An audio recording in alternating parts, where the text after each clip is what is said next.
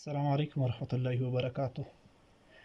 دا چې اصل کې د میډیا کوم آلات دي، لکه مثلا ټویټر شو، فیسبوک شو، یوټیوب شو، یا نور کومه رسنیز شیان دي.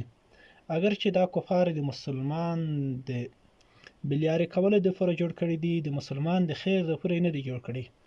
خو موږ او تاسې باید د دې نه یو داسې استفاده وکړو چې هغه کفار خپل پلان ورشنډ کړو. دوی چې د اسلام د دین د ختمولو دپاره جوړ کړي هغه آلات موږ تاسې باید د دین او د اسلام دپاره وکاروو.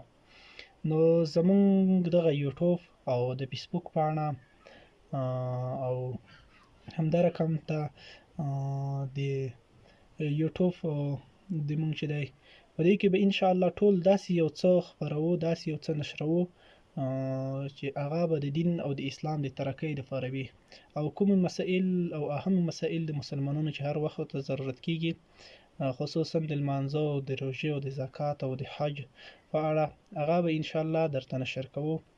نو دغه د مونږ د یوټیوب چینل او فیسبوک آی ډي دغه در سره سبسکرایب او فالو کړئ، او همدارقم زمونږ ټویټر چې هغه به زمونږ ویډیو سره